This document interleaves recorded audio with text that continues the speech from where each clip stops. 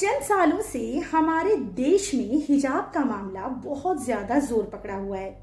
आए दिन हम न्यूज में देखते हैं कि हिजाब की वजह से लड़कियों को स्कूल में बाथरूम में जाके अपने अबाया को, अपने नकाब को निकालना पड़ रहा है और उन्हें स्कूल यूनिफॉर्म या कॉलेज यूनिफॉर्म में ही क्लासेस अटेंड करनी पड़ रही हैं। ये कुछ स्टूडेंट्स के लिए दिक्कत की बात है, उन्हें परेशानी का सामना करना पड़ रहा है। इसके ज़मन में इसके रिलेटेड मैं जितने भी टीचर्स, स्कूल के मैनेजमेंट, प्रिंसिपल्स, जो भी लोग हैं, उन सब तक अपनी एक बात भारत की नागरिक होने के नाते पहुंचाना चाहती हूँ। रिस्पेक्टेड टीचर्स और जो भी प्रिंसिपल, आप सभी से मेरी एक रिक्वेस्ट है और मेरी एक बात है, उम्मीद है कि आप पॉजिटिवली ही इसे सुनेंगे। सबसे पहली चीज, हम लोग भारत के नागरिक हैं तो हमें कुछ फंडामेंटल बेसिक राइट्स भी दिए गए हैं। जैसे हमारे ऊपर ड्यूटीज हैं, राइट्स भी हैं। ये सिर्फ क्या 5th क्लास के बुक में पढ़ने की चीज है या इम्प्लीमेंट भी करना है इन्हें हमें अपनी रियल लाइफ में। चंद साल पहले तक जब मैंने कॉलेज में पढ़ाई की तो मैं भी हिजाब में जाती थी और वहां पे सारे गैर मुस्लिम मैनेजमेंट थे, लेकिन उन्हें कभी भी उन्होंने मुझे फर्क की नजर से नहीं देखा या मुझे एहसास नहीं हुआ कि मैं हिजाब में हूं तो मेरे साथ किसी भी तरह का कोई डिस्क्रिमिनेशन किया जा रहा है। मुझे इक्वालिटी का एहसास हुआ। मुझे गर्व है अपने भारत की इस गंगा जमनी तहजीब पर। लेकिन आज चंद सालों से एक हिजाब का 1 मीटर का टुकड़ा जिससे लड़कियां अपना सर ढकना चाह रही हैं, इतना बड़ा विवाद क्यों बन गया है? अगर हम इक्वालिटी पर भरोसा करते हैं, सबका साथ, सबके विकास की बात करते हैं, तो हमें इंसाफ की बात कहनी चाहिए, हक बात कहनी चाहिए। देखिए, जिस तरह से एक हिंदू महिला अगर वो शादीशुदा है तो उसे अगर सिंदूर न लगाने को इजाजत दी जाए, उसे मना किया जाएगा तो उसे इनकम्प्लीट फीलिंग आएगी।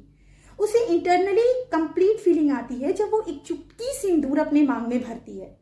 ठीक उसी तरह जब मुसलमान बच्चियां बालिग हो जाती हैं, बड़ी हो जाती हैं, तब वो 12-13 साल की उम्र से अपने सर पे एक स्कार्फ लगाने लगती हैं, एक दुपट्टा ढकने लगती हैं ताकि उनके बाल किसी को भी नजर ना आए।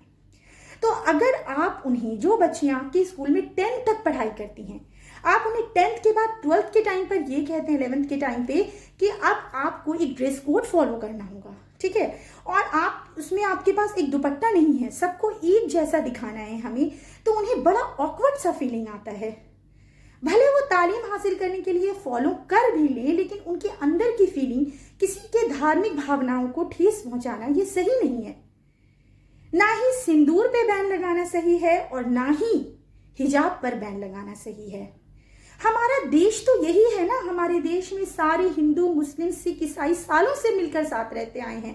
फिर ये आइडेंटिटी की बात कहाँ से आ गई कि इनकी आइडेंटिटी सबकी, किसी की जानी ना जाएगी, पहचानी ना जाएगी, एक ड्रेस यूनिफॉर्म होगा। हालांकि जो सिख भाई हैं वो भी अपने सर पे जो बांधते हैं, उनका जो प्रॉपर क्लोथ है वो तो बांधेंगे। जो हिंदू महिलाएं हैं वो मैरिड होंगी, अगर वो लड़कियां, तो वो भी सिंदूर लगाएंगी, मंगलसूत्र पहनेंगी, तो उनकी आइडेंटिटी पता चलेगी।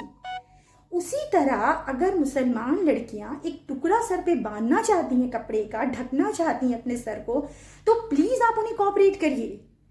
क्योंकि मेन मकसद जो है, वो मेन चीज ये है, ये नहीं है कि वो हिजाब करें या ना करें। हिजाब से उनकी तालीम, उनकी शिक्षा पर कोई रोक ना आए। मैं आपको एक मिसाल देती हूँ। मान लेते हैं कि किसी लड़की के, किसी बच्चे के जो फादर हैं, वो मान लीजिए कि बहुत ज्यादा स्ट्रिक्ट हैं, इस्लाम के, वो बहुत प्रैक्टिसिंग हैं, और वो अपनी बच्ची को मान लो पढ़ने जाने नहीं देते हैं, तो इसमें नुकसान किसका होगा? उस बच्ची का नुकसान होगा, उससे आने वाले बच्चों का नुकसान होगा इन फ्यूचर। क्योंकि एक माँ पढ़ी लिखी होगी तभी तो वो पूरे खानदान को पढ़ाती है, पूरे बच्चों को पढ़ाती है अपने, ठीक है। और हमारे इंडिया में जो इतनी मुसलमानों की कितनी प्रतिशत आबादी है, सोचिए, अगर वो, उसमें सारी महिलाएं जो हैं, उनकी एक तो ऐसे ही अल्पसंख्यक जो हैं वो शिक्षा के मामले में पीछे हैं, और अगर उन्हें इन छोटी छोटी बातों की वजह से उनकी तालीम में, उनके शिक्षा में दिक्कत आएगी, तो ये तो मुश्किल की बात है हमारे लिए। हमें तो इस तरह का काम करना है ताकि किसी की भी कोई भी प्रॉब्लम जो है वो सॉल्व हो जाए और किसी को भी कोई दुश्वारी का सामना ना करना पड़े। सब मिलजुल के आराम से तालीम हासिल करें, ठीक है।